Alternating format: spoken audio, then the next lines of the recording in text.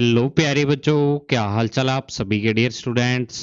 Navdeep sir की physics की class में आप सभी का स्वागत है प्यारे बच्चों। तो देखिए बच्चों, अपने क्लासिकल मैकेनिक्स कर रहे थे बीएससी फर्स्ट ईयर में, और इसमें जो अपना आज का टॉपिक है वो है rotating frame of reference and Coriolis force. ठीक है, तो ये क्या है, 3D में। जैसे प्रीवियस टॉपिक अपने क्या कर रहे थे, 2D में पढ़ रहे थे यही चीज, और आज इसको किस में पढ़ने वाले, अपने 3D में। तो मेन टॉपिक तो अपने रोटेटिंग फ्रेम ऑफ रेफरेंस, इसमें एक तो ये डिस्प्लेसमेंट और एक वेलोसिटी निकालना है। ठीक है, ये कोरियोलिस फोर्स है, ये टॉपिक इसके साथ ही अटैच है, लेकिन इसको अपने क्या करेंगे, नेक्स्ट क्लास में करेंगे। ठीक है ना, आज की क्लास में अपने एक बार डिस्प्लेसमेंट और वेलोसिटी, तो कल वाली जो क्लास होगी उसमें एक्सेलरेशन और फोर्स दोनों ही निकालेंगे, और जो इसमें फोर्स लगता है उसको कोरियोलिस फोर्स बोल देते हैं, वो अपने कल पढ़ेंगे। तो आज की वीडियो भी कल वाली वीडियो का बेस है, मतलब नेक्स्ट वीडियो जो आएगी उसका बेस ही है। अगर आपने ये वाला नहीं समझा टॉपिक का, तो फिर आपको नेक्स्ट जो टॉपिक है वो समझ में नहीं आएगा। ठीक है, समझ आई बात? तो बहुत ही अच्छे तरीके से समझना है। और हालांकि मैंने खुद भी इस टॉपिक पर, क्योंकि ये टॉपिक थोड़ा सा हार्ड है, मुझे खुद को भी समझने में थोड़ी दिक्कत हुई। यूट्यूब पर काफी वीडियो देखी, लेकिन सही से एक्सप्लेन कोई नहीं करता है। ठीक है, एक थोड़ी सी HC वर्मा सर की हेल्प ली है, उनकी वीडियो की। तो और बाकी चलो मैं आपको समझाने की पूरी ट्राई करूंगा टॉपिक किस तरीके से अपने इसको करना है। तो देखिए, टॉपिक है अपना rotating frame of reference and Coriolis force, घूर्णी निर्देश तंत्र और कोरियोलिस बल। और इसमें क्या है, त्रिविमीय रूपांतरण है। सेकंड है ये, प्रीवियस जो वीडियो थी पिछली में, उसमें 2D ट्रांसफॉर्मेशन पढ़ा था आपने। ठीक है, तो इसमें देखो क्या है, सबसे पहले आप ये डायग्राम समझो, जो डायग्राम आपके सामने गिवन है। देखो डायग्राम में आपको क्या गिवन है, यहाँ पर डायग्राम में आपको कहा हुआ है कि यहाँ पर दो फ्रेम आपको गिवन है, एक एस फ्रेम है और एक आपके पास है आर फ्रेम है। ठीक है, तो एस फ्रेम में जो इसके एक्सिस हैं वो एक्स वाई जेड है। एस फ्रेम के क्या है, एक्सिस है जो वो एक्स वाई और जेड है। और जो आपके पास आर फ्रेम है, इस आर फ्रेम में क्या है, जो एक्स डैश वाई डैश और जेड डैश है, जो आपको रेड कलर में दिख रहा है। ठीक है, ये एक्सिस है इनके। और बाकी इसमें क्या है कि ये वाला जो आपके पास फ्रेम है, मैंने यहाँ पर बनाया नहीं हुआ इसका एंगल। ये वाला फ्रेम देखो आप, रेड फ्रेम है, इसका ये एक्स एक्सिस इससे थीटा एंगल बना रहा है, और इस थीटा की वैल्यू आपके पास यहाँ पर ओमेगा टी होगी। ठीक है, और ये वाला भी यहाँ पर एंगल कितना होगा, थीटा होगा, और इस थीटा की वैल्यू भी क्या हो जाएगी, ओमेगा टी हो जाएगी। ओमेगा यहाँ पर क्या हो जाएगी, जो आपका आर फ्रेम है इसकी एंगुलर वेलोसिटी हो जाएगी। ठीक है, और ये वाला जेड भी क्या कर रहा है यहाँ पर, यानी थीटा एंगल इसको क्या कर दिया, ऐसे ऊपर उठा दिया फ्रेम को। पहले तो क्या होता था, जब लॉरेंज ट्रांसफॉर्मेशन अपने किया तो उसमें फ्रेम मूव कर रहा होता है, एक फ्रेम स्थिर होता है, स्टेबल होता है, दूसरा मूव कर रहा है, मतलब गतिमान होता है। ठीक है, उसमें अपने वेलोसिटी या डिस्प्लेसमेंट या पोजीशन निकाली थी। अब इसमें क्या है, रोटेट कर रहा है ये। तो अपने मान लेते हैं कि जिस टाइम ये थीटा एंगल है, मान लिया वो कौन सा टाइम है, टी टाइम पे है। ठीक है, कौन सा, टी टाइम पे ये थीटा एंगल है, वो क्या आप कर रहे हैं, एक्सिस बना रहे हैं। अब 2D ट्रांसफॉर्मेशन में तो दो ही एक्सिस मूव कर रहे थे, जेड एक्सिस मूव नहीं कर रहा था, नहीं घूम रहा था, लेकिन इसमें क्या है, जेड एक्सिस भी यहाँ पर मूव कर रहा है। तो अपने यहाँ पर देखो, आप थ्योरी पढ़ो, इसकी क्या दिया हुआ है आपको थ्योरी में। देखो चित्रानुसार, माना एक निर्देश तंत्र आर एस के सापेक्ष ओमेगा नियत कोणीय वेग से घूम रहा है। Let a frame R is rotating with respect to stationary frame S. वैसे तो अपने एस डैश फ्रेम लेते थे, लेकिन यहाँ पर रोटेट करने के कारण जो फ्रेम का नाम लेंगे वो क्या लेंगे, यहाँ पर आर फ्रेम लेंगे। ठीक है, with constant angular velocity omega, जो इसकी एंगुलर वेलोसिटी है वो कितनी यहाँ पर गिवन है, ओमेगा एंगुलर वेलोसिटी अपने को गिवन है। तो अपने क्या करते हैं कि इन फ्रेम में एक पॉइंट मान लेते हैं, ये यहाँ पर पी पॉइंट माना हुआ है अपने। तो पी पॉइंट के जो कोऑर्डिनेट हैं, पी पॉइंट के निर्देशांक हैं, वो देखो एक्स वाई और जेड, ये वाले जो हैं ये तो हैं इस एस फ्रेम के रिस्पेक्ट। ठीक है ना, एस फ्रेम के, और जो एक्स डैश वाई डैश और जेड डैश हैं, ये हैं आपके आर फ्रेम के रिस्पेक्ट। दोनों के रिस्पेक्ट क्या है, अलग अलग है। ठीक है, फिर एक चीज यहां पर और आपको बताना चाहूंगा मैं, वो क्या चीज है, वो भी बहुत इंपॉर्टेंट चीज है कि देखो, अगर मैं इसका यूनिट वेक्टर कहूं इस एक्स का, तो आप कहोगे कि सर इसका होता है आई कैप। ठीक है। अगर इसका बोलूं तो इसका कहोगे कि सर इसका होता है जे कैप, और इसका बोलूं जेड का तो सर आप कहोगे कि सर इसका होता है के कैप। ये यूनिट वेक्टर होते हैं। ठीक है, समझ आई इतनी बात। लेकिन अगर मैं आपको दूसरा यहां पर बोलूं कि जो अपने पास ये वाले गिवन हैं, ये वाले axis x dash, Y dash और जेड डैश, ठीक है, तो इसका अपने एज्यूम कर लेते हैं कि जो एक्स डैश का है रोटेट कर रहा है जो, उसका है आई डैश कैप। ठीक है, इस वाई डैश का क्या है, जे डैश कैप, और इस जेड डैश का यहां पर क्या है, के डैश कैप। ठीक है, मैं अलग कलर के पेन से आपको दिखा रहा हूं। अब एक चीज यहां पर ये है कि जो मैंने यहां पर बॉक्स में लिखी हुई चीज, इस बॉक्स को ऊपर कर देता हूं मैं, कि क्या लिखा हुआ बॉक्स में आपके पास, देखो कहा हुआ है इसमें कि here I dash cap, J dash cap and K dash cap will also changes with time due to rotation of R. अब यहां पर एक चीज समझने वाली ये है, देखो आपको यहां पर खाली जगह में बताता हूं मैं कि देखो पहले पहले जो आपके पास मान लो X dash, Y dash, Z dash की ये वाली पोजीशन थी। ठीक है, फिर जब ये रोटेट कर रहा है, अब ये ऐसे रोटेट कर रहा है तो एक्स डैश यहां पर आ गया। ठीक है, फिर उसके बाद कुछ टाइम बाद एक्स डैश यहां पर आ गया। ठीक है, इसी तरीके से वाई डैश इधर चला जाएगा, फिर दूसरी पोजीशन में वाई डैश इधर चला जाएगा। इस तरीके से वाई डैश भी चेंज होगा और जेड डैश भी चेंज होगा। तो यहां पर अपने आई डैश कैप मान रहे हैं, मान लो कि ये वाला आई वन डैश कैप है। ठीक है, तो यहां पर जो इसकी डायरेक्शन है वो चेंज होगी, और डायरेक्शन चेंज होने से, डायरेक्शन अगर क्या होती है, चेंज होती है, डायरेक्शन चेंज से आपको एक चीज याद रखनी है, जो यूनिट वेक्टर होते हैं, यूनिट वेक्टर भी क्या हो जाते हैं, चेंज हो जाते हैं। ठीक है, क्योंकि यूनिट वेक्टर क्या होता है, डायरेक्शन को शो करते हैं, तो डायरेक्शन जब चेंज होगी तो यूनिट वेक्टर भी क्या हो जाएंगे, चेंज हो जाएंगे। ये सबसे इंपॉर्टेंट चीज है आपके इस टॉपिक की। मतलब कि आपको पहली चीज यही ध्यान रखनी है कि यूनिट वेक्टर क्या होते हैं, चेंज हो जाते हैं जब क्या होती है, डायरेक्शन यहां पर चेंज होती है। तो इसी कारण जो आई डैश, जे डैश, के डैश कैप है, इनकी वैल्यू हर टाइम क्या होती रहेगी, चेंज होती रहेगी। अगर कोई स्टेशनरी यहाँ पर इसको व्यक्ति देखेगा या बंदा यहाँ पर इसको स्टेशनरी फ्रेम से देखेगा, ये ओ ओरिजिन है, दोनों का ओरिजिन सेम ही है। ठीक है, तो इतनी बात आपको पल्ले पड़ गई। आई जे के, आई डैश, जे डैश, के डैश यहाँ पर क्या है, तो मैंने यहाँ पर लिखा हुआ है नीचे कि पी बिंदु के निर्देशांक मान लिए एस के रिस्पेक्ट तो है एक्स, वाई और जेड, और आर के रिस्पेक्ट है एक्स डैश, वाई डैश और जेड डैश। ठीक है, एक्स डैश, वाई डैश और जेड डैश। तो सबसे पहले नंबर पर अपने को यहां पर पढ़ना है जो ट्रांसफॉर्मेशन ऑफ पोजीशन।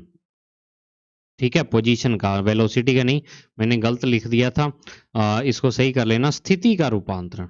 नहीं, यहाँ पर क्या पढ़ेंगे, स्थिति का रूपांतरण, पोजीशन का ट्रांसफॉर्मेशन, मतलब उसकी पोजीशन एक फ्रेम में है तो दूसरे में कितनी होगी। ठीक है, फिर वेलोसिटी एक फ्रेम में आपको पता है, दूसरे में कितनी होगी, मान लो आर फ्रेम में आपको निकालनी है एस फ्रेम के रिस्पेक्ट। ठीक है, तो वो निकालेंगे। तो अब अपने पोजीशन के लिए देखो, अगर मैं लिखूं कि यहां पर देखो position vector of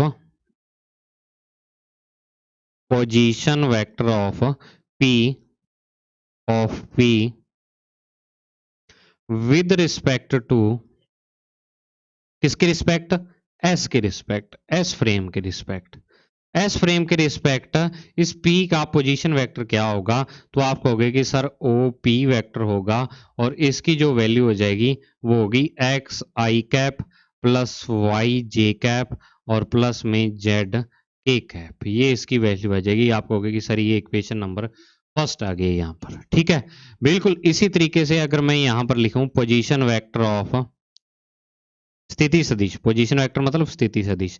Hindi medium वाले प्लीज आप क्या है कि जो इंग्लिश में इसको पढ़ने की ज्यादा ट्राई किया करो। मैं भी थोड़ी इंग्लिश ज्यादा इस कारण लिखता हूं कि आपको दिक्कत ना आए। हालांकि हिंदी भी मैं साथ साथ बताता हूं, लेकिन आप भी ट्राई किया करो कि इसको इंग्लिश में, क्योंकि इंग्लिश ज्यादा आगे आपके काम आएगी एमएससी वगैरह में। तो अगर मैं ये देखूं तो ये भी क्या हो जाएगा, देखो ओ पी वेक्टर ही होगा। ठीक है, इसको वैसे अपने नाम दे देते हैं आर वेक्टर। ठीक है, और इसको अपने नाम दे देते हैं आर डैश वेक्टर, और इसकी जो वैल्यू हो जाएगी वो हो जाएगी x dash i dash cap, Y dash J dash cap plus z dash k dash cap.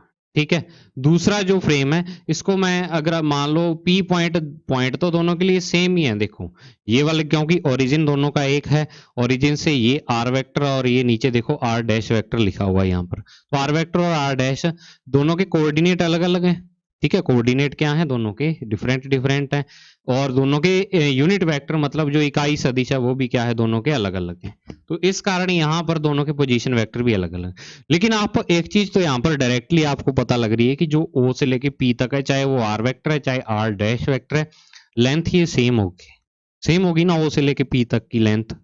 ठीक है, लेंथ सेम होगी, तो अपने यहां पर ये बोल सकते हैं कि जो यहां पर फ्रॉम डायग्राम, इसको इक्वेशन सेकंड दे देता हूं मैं, और मैं लिख देता हूं यहां पर फ्रॉम डायग्राम,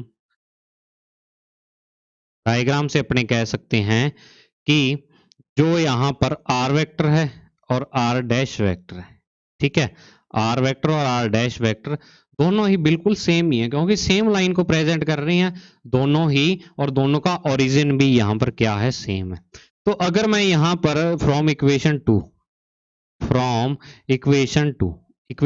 से अगर मैं यहां पर लिखूं, तो मैं ये लिख सकता हूं R vector is equal to, इस आर डैश वेक्टर की वैल्यू रख दूं यहां पर, तो ये आ जाएगा x dash i dash cap plus y dash ji dash cap और प्लस में z dash k dash cap.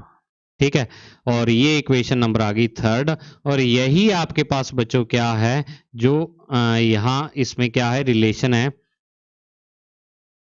एक मिनट, आर वेक्टर, और यही आपके पास क्या है, देखो रिलेशन है यहां पर किसके बीच, पोजीशंस के बीच।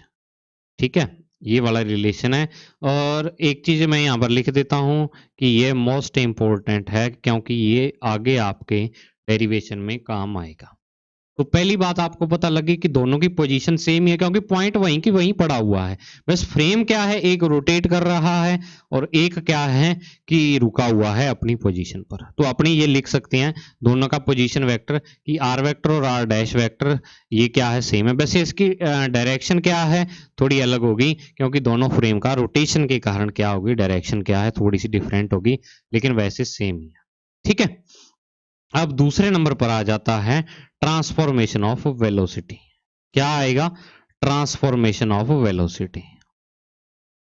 पोजीशन का इतना ही है, ठीक है, पोजीशन में और कुछ भी नहीं है, बस इतना ही आपको गिवन है पोजीशन ट्रांसफॉर्मेशन। तो पोजीशन में आपको बस एक ही बात याद रखनी है कि दोनों का क्या हो जाएगी, पोजीशन सेम रहेगी, वैसे तो मैग्नीट्यूड सेम रहेगा, डायरेक्शन थोड़ी सी डिफरेंट होगी, लेकिन अपने क्या है, पोजीशन वेक्टर भी इनके क्या होंगे बच्चों, सेम हो जाएंगे। ठीक है, तो आपको ये चीज याद रखनी है। अब वेलोसिटी की ट्रांसफॉर्मेशन है, तो वेलोसिटी ट्रांसफॉर्मेशन सबसे ज्यादा समझने वाली चीज है यहाँ पर।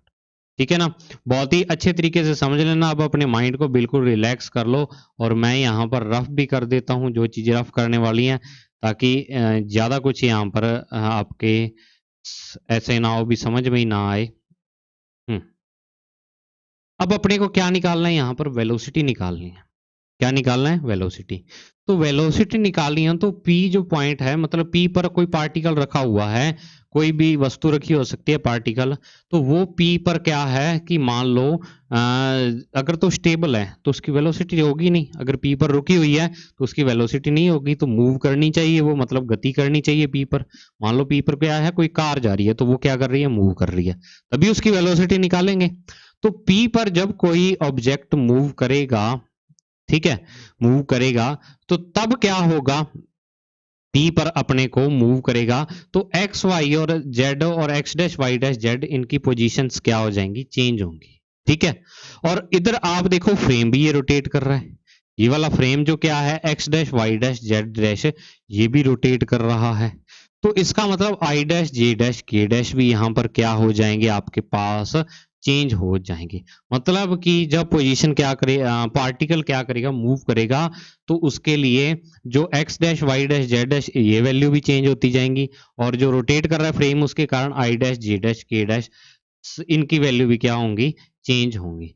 तो यहां पर अपने कह सकते हैं कि जो अगर मैं यहां पर लिखूं टी के रिस्पेक्ट, टाइम के साथ साथ क्या कुछ चेंज होगा, एक्स डैश चेंज होगा, वाई डैश चेंज होगा, जेड डैश चेंज होगा, आई डैश कैप चेंज होगा, जे डैश कैप चेंज होगा और के डैश कैप यहाँ पर क्या हो जाएगा, चेंज हो जाएगा। ये चीजें चेंज होंगी, ठीक है। तो वेलोसिटी का ट्रांसफॉर्मेशन निकालने के लिए अपने क्या करते हैं कि डिफरेंशिएटिंग इक्वेशन थर्ड, जो इक्वेशन थर्ड आई है with respect to t, t के रिस्पेक्ट क्या कर दें, अपने इक्वेशन थर्ड है जो समीकरण 3 है उसका क्या कर दें, अवकलन कर दें, ठीक है ना। फिर वेलोसिटी आएगी, पोजीशन है वो। तो D R vector is upon में क्या आ जाएगा यहाँ पर, डी टी। अब देखो थोड़ा सा इसको इधर करके लिखता हूं मैं, यहाँ पर नहीं, डी आर वेक्टर और अपॉन में क्या आ जाएगा, डी टी। और यहाँ पर देखो क्या आएगा। अब देखो वैसे तो आई जे के क्या वैसे ही रहते हैं, x dash Y dash Z dash का होना चाहिए, लेकिन यहाँ पर अपने पास ये तीनों भी क्या हो रहे हैं, चेंज हो रहे हैं। तो जो चीज चेंज हो रही होती है उसका डिफरेंशिएशन होता है। टाइम के रिस्पेक्ट अगर ये चेंज हो रहे हैं तो मतलब टाइम के रिस्पेक्ट इनका डिफरेंशिएशन भी होगा। तो अपने यहाँ पर यूवी फॉर्मूला लगाएंगे। यूवी फॉर्मूला अपने को क्या कहता है कि देखो ये कहता है, जो यूवी फॉर्मूला है वो अपने को बोलता है कि जो यहाँ पर डी एक्स डैश और अपॉन में डी टी, पहले एक्स डैश का डिफरेंशिएशन हो जाएगा, जैसे ये वाला इसका करूं मैं, अगर इसका डिफरेंशिएशन कर रहा हूँ, ठीक है ना, आप देखते चलो। और यहाँ पर आपके पास आई डैश कैप रह जाएगा, ठीक है। फिर आपको क्या करना है, यहाँ पर आई डैश कैप को डिफरेंशिएशन करना पड़ेगा और एक्स डैश को छोड़ना पड़ेगा। तो x dash D i dash और अपॉन में क्या आ जाएगा, डी टी आ जाएगा, ठीक है। बिल्कुल इसी तरीके से अगर वाई वाले का करूं मैं, तो डी वाई डैश और अपॉन में डी टी, और यहाँ पर जे डैश कैप आ जाएगा। और फिर वाई डैश को छोड़ेंगे और डी जे डैश और अपॉन में D T J dash cap.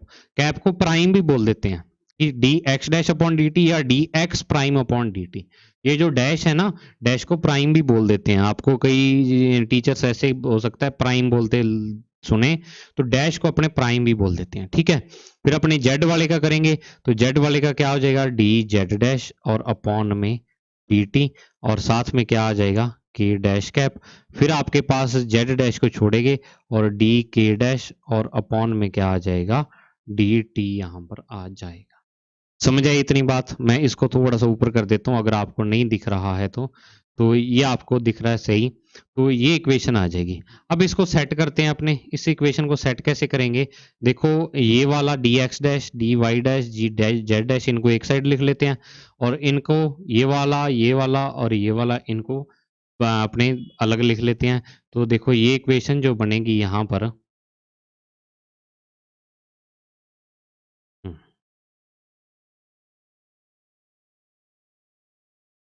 अरे ये क्या हो गया,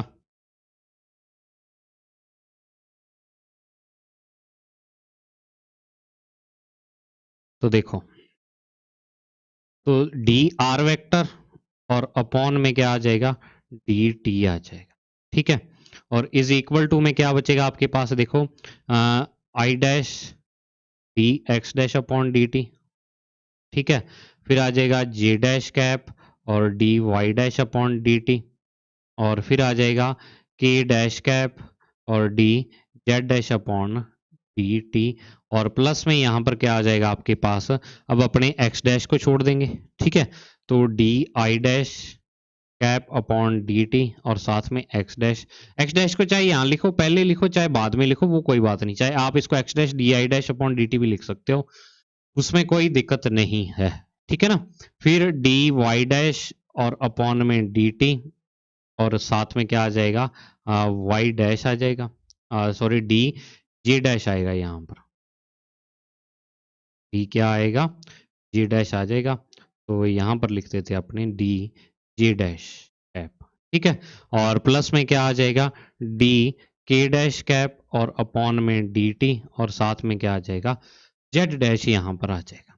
समझ आई बात। तो इस इक्वेशन को एक बार अपने यहीं छोड़ देते हैं और इसको इक्वेशन नंबर दे देते हैं अपने 4, इक्वेशन नंबर दे देते हैं 4, ठीक है। ये आपको पता लग गया, d R upon D T is equal to आपके पास ये आ गया है, ठीक है।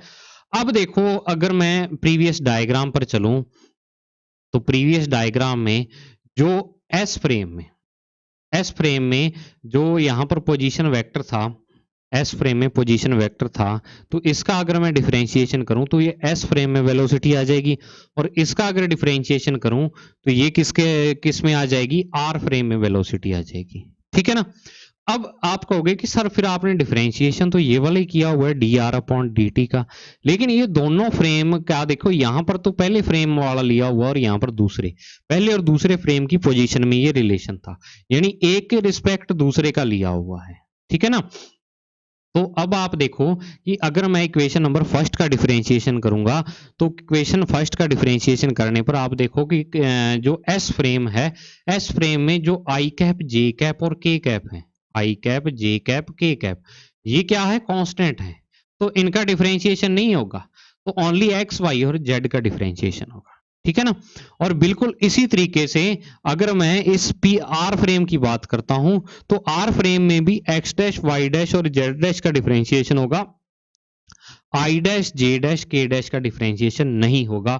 यहां पर फिर से आपको कंफ्यूजन क्रिएट हो जाएगा कि सर आप तो कह रहे थे कि आई डैश, जे डैश, के डैश की वैल्यू टाइम के साथ चेंज हो रही है, लेकिन आप कह रहे हो अब कि अब यहां पर इनका डिफरेंशिएशन नहीं करेंगे। तो यहाँ पर आप एक बात समझो, देखो यहाँ पर कोई लिख के नहीं बता रहा मैं आपको, या अगर लिख के चलो बता भी देता हूँ, लिख के करवा देते हैं। ठीक है ना। इधर देखो आपके पास क्या है, मान लो ये एक कार है। ठीक है, ये एक कार है, इस कार में एक आदमी बैठा हुआ है, आदमी बैठा हुआ है और एक आदमी यहाँ पर रुका हुआ है। ठीक है ना, रुका हुआ है। अब ये कार यहाँ पर क्या जा रही है, इस डायरेक्शन में जा रही है, इस डायरेक्शन में जा रही है। ठीक है ना। तो अब ये आदमी इसको देख रहा है, ये आदमी इसको क्या है, देख रहा है, तो इसको क्या है, ये वाली कार और ये वाला आदमी है एक ही डायरेक्शन में जाते दिखेंगे। अब मान लो कार ने किसी मोड़ पर आ गई ये वाली कार और मोड़ काट दिया, तो इसको क्या लगेगा कि इनकी जो दिशा है वो चेंज हो गई है, दिशा क्या हो गई है, चेंज हो गई है, डायरेक्शन चेंज हो गई है। ठीक है, कि मान लो वो एक्स डायरेक्शन में जा रहे थे, अब वो मोड़ काट के इधर चले गए, वाई डायरेक्शन में चले गए, तो ये तो इसको लग रहा है कि ये वाली जो कार है अब वो वाई डायरेक्शन में जा रही है। ठीक है, लेकिन जो ये वाला अंदर बैठा व्यक्ति है, अंदर बैठा व्यक्ति है, इसको क्या लगेगा कि जिस डायरेक्शन में कार जा रही है उसी डायरेक्शन में वो जा रहा है, मतलब उसकी डायरेक्शन तो चेंज हो ही नहीं रही कार के रिस्पेक्ट, मतलब जिधर कार जा रही है उधर ही वो व्यक्ति साथ में जा रहा है। अब डायरेक्शन चेंज होती किसे दिख रही है, बाहर वाले व्यक्ति को, इस व्यक्ति को दिख रही है डायरेक्शन चेंज होती, लेकिन इसको दिखेगा तो सही मोड़ मोड़ पर, लेकिन अगर इस कार के सापेक्ष और इस व्यक्ति के सापेक्ष इन दोनों की दिशा देखें तो वो चेंज नहीं हो रही है। आप एक और उदाहरण से समझ सकते हो, और एग्जांपल से, दो व्यक्ति कार में बैठे हुए हैं, दो पर्सन ए और बी कार में बैठे हुए हैं, तो ये एक दूसरे के रिस्पेक्ट क्या है, कार मान लो 90 की स्पीड से जा रही है, 90 किलोमीटर पर आवर की स्पीड से जा रही है, तो अब बाहर वाला व्यक्ति कोई सी इनको देख रहा है, उसको तो इसकी स्पीड भी 90 दिखेगी, इसकी भी 90 दिखेगी। ठीक है, लेकिन अगर बी वाला ए वाले को देखेगा तो वो कहेगा कि ये तो रुका हुआ है, बैठा है मेरे साथ, ए वाला बी वाले को देखेगा, अब ये भी कहेगा जीरो है। एक दूसरे के सापेक्ष उनकी रिस्पेक्ट क्या है, जो वेलोसिटी है या स्पीड है वो क्या है, जीरो है। लेकिन बाहर वाला जो ऑब्जर्वर है इसको कितनी दिख रही है, 90 दिख रही है, दोनों की 90 दिख रही है। बिल्कुल वही चीज ये है कि डायरेक्शन चेंज होती किसको दिखेगी, डायरेक्शन चेंज होती दिखेगी बाहर वाले को, मतलब जो एस फ्रेम से देख रहा है। इस अंदर वाला जो कार के अंदर व्यक्ति बैठा है उसके लिए तो डायरेक्शन कांस्टेंट ही है कार की और उसको उसकी खुद की, क्योंकि जिधर कार मुड़ेगी साथ में वो मुड़ जाएगा, तो उनके लिए तो डायरेक्शन हर टाइम कांस्टेंट है। तो मतलब कि यहां पर जो आर फ्रेम में व्यक्ति बैठा हुआ है, ठीक है, आपके पास दो फ्रेम ऐसी हैं, एक फ्रेम आपका ये वाला है एस फ्रेम, और एक फ्रेम आपका आर ये वाला फ्रेम है। तो यानी कि अगर आर फ्रेम में बैठा हुआ व्यक्ति है वो किसी चीज को देख रहा है और एक एस फ्रेम में है, तो एस फ्रेम वाले को तो लगेगा कि ये वाला व्यक्ति है, ये मूव कर रहा है, इसकी डायरेक्शन चेंज हो रही है, लेकिन आर वाले को डायरेक्शन चेंज होती नहीं दिखेगी। कारण उसका यही है कि जैसे जैसे क्या है, ये वाला ऑब्जेक्ट घूमेगा, आर वाला भी साथ साथ में घूमेगा, उसके रिस्पेक्ट क्या है, उसकी जो डायरेक्शन है वो क्या होगी, चेंज नहीं होगी। तो आप जब भी कार में बैठे हुए हो तो आपके रिस्पेक्ट कार की डायरेक्शन चेंज नहीं हो रही होती है, चाहे आप मोड़ काट रहे हो, चाहे किधर भी मुड़ रहे हो, जा रहे हो, तो आपकी और कार की डायरेक्शन हर टाइम क्या रहती है, सेम रहती है। तो इसका मतलब डायरेक्शन आपकी और कार की क्या रहेगी, कांस्टेंट रहेगी। इतनी बात पल्ले पड़ गई आपके तो सब कुछ क्लियर हो जाएगा आपको, ठीक है ना। तो मैं यहां पर लिखता हूं from equation first, from equation first, ठीक है। आर वेक्टर आपके पास क्या था, x i cap, y j cap और जेड के कैप। और अगर मैं यहां पर इसका डिफरेंशिएशन कर दूं d R vector upon D t, then तो आप कहोगे कि सर ये हो जाएगा d x upon D T i cap, D y upon D T j cap और D z upon D T के कैप। वैसे इसका कोई यूज नहीं है, चलो फिर भी अपने लिख के रख लेते हैं इक्वेशन 5, ठीक है। अब बिल्कुल इसी तरीके से फ्रॉम इक्वेशन 6, फ्रॉम इक्वेशन 2, ठीक है, इक्वेशन 2 से, इक्वेशन 2 वैसे तो आर डैश वेक्टर है लेकिन ये आर वेक्टर के सेम ही है, आर वेक्टर के क्या है, ये सेम ही है, ठीक है। तो इसका क्या है, x dash i dash cap और वाई डैश जी डैश कैप और Z dash k dash cap, ठीक है। तो इसका भी डिफरेंशिएशन करेंगे अपने, डिफरेंशिएशन करेंगे तो डिफरेंशिएशन करेंगे देन मैं यहां पर डिफरेंशिएशन जो कर रहा हूं उसमें एक चीज और ऐड कर रहा हूं, वो चीज आपको अजीब भी लग सकती है कि सर ये क्या चीज है, पता लग गई होगी क्या चीज है, ठीक है। D x dash upon D T I dash cap, D Y dash upon D T J dash cap और D Z dash upon D T K dash cap, ठीक है। और मैं यहां पर रीजन भी लिख रहा हूं इसका, इसका रीजन क्या है, because with respect to frame R,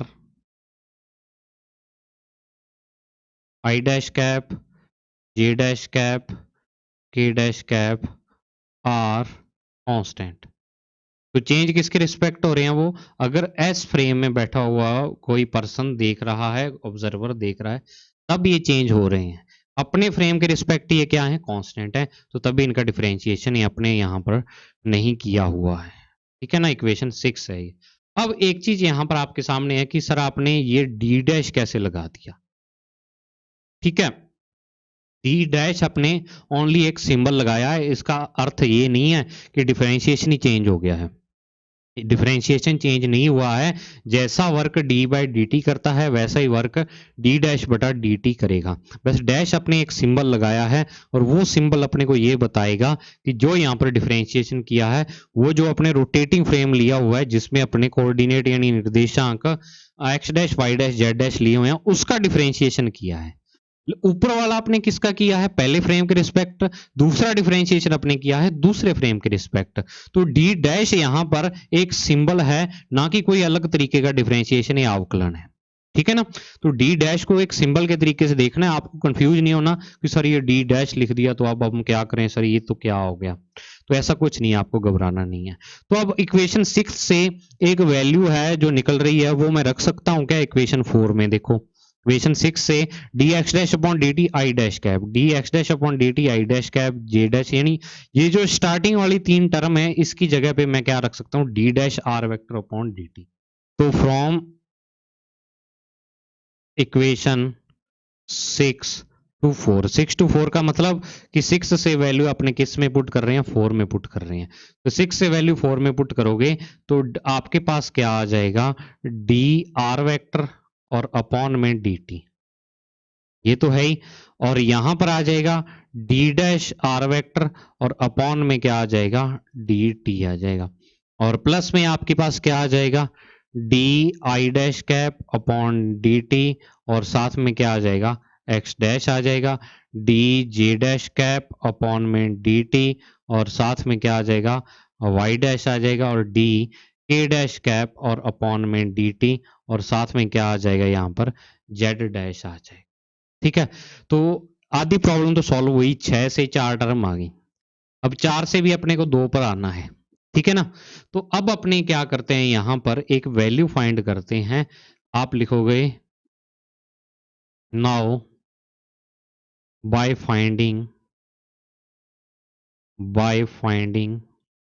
value of, अब अपने किसकी वैल्यू निकालेंगे, जो D i dash cap upon D T है, ठीक है, D J dash cap upon D T है, और डी के डैश अपॉन अपॉन में डी टी है। इन तीनों की वैल्यू अपने को निकालनी है। ठीक है, तो इन तीनों की वैल्यू निकालने के लिए अपने क्या करते हैं, एक सिंपल सी चीज जो आपने 11वीं क्लास में पढ़ी थी वहां से स्टार्ट करते हैं। आपको एक चीज पता होगी कि लीनियर वेलोसिटी और एंगुलर वेलोसिटी दोनों में क्या रिलेशन है, रेखीय वेग और कोणीय वेग में क्या संबंध है। ठीक है, तो अपने यहां पर लिखते हैं वी नो दैट, अपने जानते हैं कि v vector is equal to omega cross r। ठीक है, v is equal to we vector is equal to omega cross r vector, omega vector cross r vector, यानी दोनों के क्रॉस प्रोडक्ट से v मिलता अपने को। अब ये v ओमेगा r यहां से रिलेटेड नहीं है, ये फॉर्मूला है, वैसे जनरल फॉर्मूला अपना जो डेरिवेशन चल रहा है ये उससे हटके चीज है, ये ओनली जनरल फॉर्मूला लिया हुआ है, ना कि अपने फॉर्मूले से रिलेटेड कोई चीज ये वाला v है या ओमेगा या r, अपने जनरल डिस्कस कर रहे हैं। ठीक है, तो इस v को मैं ये लिख सकता हूं, अगर r यहाँ पर पोजीशन वेक्टर होता है तो v को मैं लिख सकता हूं डी आर वेक्टर और अपॉन में D T is equal to omega cross r। ठीक है, ये लिख सकता हूं क्योंकि पोजीशन का आप क्या करोगे, जब डिफरेंशिएशन करोगे, अवकलन करोगे तो आपको वेलोसिटी मिलेगी, तो ये लिख दिया। तो अब इसी से ही अब आप एक चीज यहां पर ये देखो कि जो आई डैश कैप है, जे डैश कैप है और के डैश कैप है, ये तीनों ही क्या है, वेक्टर है, वेक्टर है। लेकिन यूनिट वेक्टर के कारण कैप लगा हुआ है, वैसे तो अपने क्या लगाते हैं, ये वाला वेक्टर का सिंबल लगाते हैं और यूनिट वेक्टर के लिए ये लगाते हैं, लेकिन है तो दोनों वेक्टर की सिंबल। तो अपने यहां पर लिख सकते हैं then we can write then we can write, अतः हम लिख सकते हैं, अपने क्या लिख सकते हैं कि इस वाले से अगर कंपैरिजन करूं मैं तो d i dash cap upon D T is equal to omega vector और क्रॉस में आई डैश कैप, क्योंकि इस आर अगर यहाँ पर आर वेक्टर होता तो यहाँ भी आर वेक्टर आ जाता है, ओमेगा क्रॉस आर में आर है तो डी आर डेट आर अपॉन डी टी में भी आर आ जाता है। तो बिल्कुल इसी तरीके से नकल करके इस वाली इक्वेशन की, अगर मैं ऊपर इक्वेशन देखूं तो इसको इक्वेशन नंबर दे दो 7, ठीक है, और इसको दे दो इक्वेशन नंबर 8। इक्वेशन 8 देखो आप, इक्वेशन 8 की नकल करके लिख रहा हूं मैं इक्वेशंस बिल्कुल इसी तरीके से, d g dash cap upon D T is equal to अपने लिख सकते हैं ओमेगा वेक्टर क्रॉस में जी डैश कैप। ठीक है, और डी के डैश कैप अपॉन में डी टी, और इसको अपने लिख सकते हैं ओमेगा वेक्टर क्रॉस में के डैश कैप, लिख सकते हैं ना। तो ये इक्वेशन आ गई 9। तो अब अपने इक्वेशन 9 से वैल्यू है जो वो पुट कहां पर करनी है, इक्वेशन 7 में करनी है, इक्वेशन 7 में अपने वैल्यू पुट कर देनी है इसकी। तो देखो क्या आ जाएगी, इक्वेशन 9 से वैल्यू 7 में पुट कर देनी है, मैं बाद में लिख दूंगा ये सारी लाइन। तो अब जब ये वैल्यू पुट करेंगे तो देखो इस साइड तो पड़ा हुआ है डी आर वेक्टर और अपॉन में डी टी, ठीक है, दूसरी साइड पड़ा हुआ है डी आर डैश वेक्टर और अपॉन में D T is sorry plus में क्या आ जाएगा यहाँ पर ओमेगा वेक्टर क्रॉस आई कैप आई डैश कैप और साथ में एक्स डैश आ जाएगा। ठीक है, प्लस में ओमेगा वेक्टर क्रॉस में जी डैश कैप और साथ में वाई डैश आ जाएगा, और ओमेगा वेक्टर क्रॉस के डैश कैप और साथ में जेड डैश आ जाएगा। ठीक है ना।